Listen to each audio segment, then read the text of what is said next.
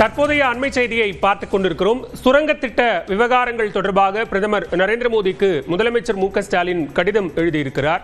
இது தொடர்பான கூடுதல் விவரங்களோடு இணைகிறார் சிறப்பு செய்தியாளர் அபினேஷ். விவரங்களை பதிவு செய்யலாம்.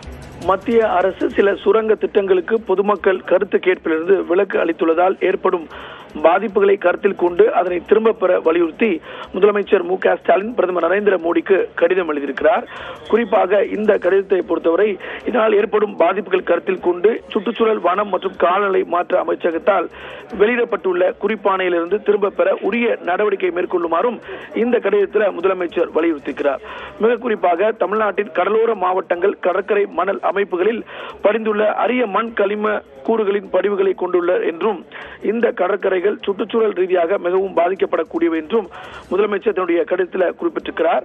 மிக குறிப்பாக மன்னார் வளைகுடா மற்றும் பாக் விரிகுடாவின் மணல் கடற்கரைகள் அழிந்து வரக்கூடிய ஆமைகளின் இனப்பெருக்கம், பவளப்பாறைகள், சதுப்பு நிலங்கள் மற்றும் மணல் திட்டுகளுக்கு தாயகமாக உள்ளன என்றும் முதலமைச்சர் மேற்கோள் காட்டியிருக்கிறார். மேலும் அவை கடலரிப்பு மற்றும் சூறாவளி நிகழ்வுகளுக்கு எதிராக இயற்கை கேடயங்களுக்கு செயல்படுகின்றன என்றும் முதலமைச்சர் இந்த கடிதத்தில் குறிப்பிட்டு எழுதியிருக்கிறார். அந்த வகையில மத்திய அமைச்சகத்தால் வெளியிடப்பட்டுள்ள இந்த குறிப்பாணை என்பது கடுமையான சட்ட ரீதியான கவலைகளை எழுப்புவதாகவும் தேசிய பசுமை தீர்ப்பாயம் கடந்த காலங்களில் சட்டப்பூர்வ பாதுகாப்புகளை நீர்த்து போக செய்யக்கூடிய வகையில இந்த அலுவலக குறிப்பாணையை ரத்து செய்துள்ளது என்றும் சுட்டிக்காட்டியிருக்கக்கூடிய முதலமைச்சர் மு.க.ஸ்டாலின் தனியார் நிறுவனத்திற்கு உச்சநீதிமன்றம் அலுவலக குறிப்பாணைகள் போன்ற நிர்வாக அறிவுறுத்தல்கள் மூலம் சுற்றுச்சூழல் தாக்க மதிப்பீடு கட்டமைப்புகள் கணிசமான திருத்தங்களை கொண்டு வர முடியாது என்றும் அத்தகைய கருவிகள் சட்டப்பூர்வமாக அறிவிப்புகள் மீற முடியாது என்றும் தீர்ப்பு அளித்துள்ளதையும் முதலமைச்சர் தன்னுடைய கடிதத்தில் சுட்டிக்காட்டியிருக்கிறார்.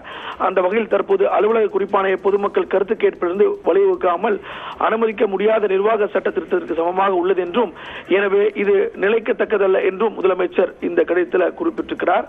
எனவே இதனை உடனடியாக திரும்ப பெற வேண்டும் என வலியுறுத்தி மத்திய அரசை வலியுறுத்துவதாகவும், கடந்த காலங்களில் எப்போதும் செயல்பட்டது போல நாட்டின் முன்னேற்றத்திற்கும் மாற்று பாதுகாப்பு தேவைகளுக்கும் பங்களிப்பிற்கான நாட்டின் உறுதிப்பாட்டை இந்த தருணத்தில் மீண்டும் வலியுறுத்துவதாகவும் முதலமைச்சர் கடிதத்தில் குறிப்பிட்டு எழுதியிருக்கிறார். பாலவே, விவரங்களுக்கு நன்றி அபினேஷ்.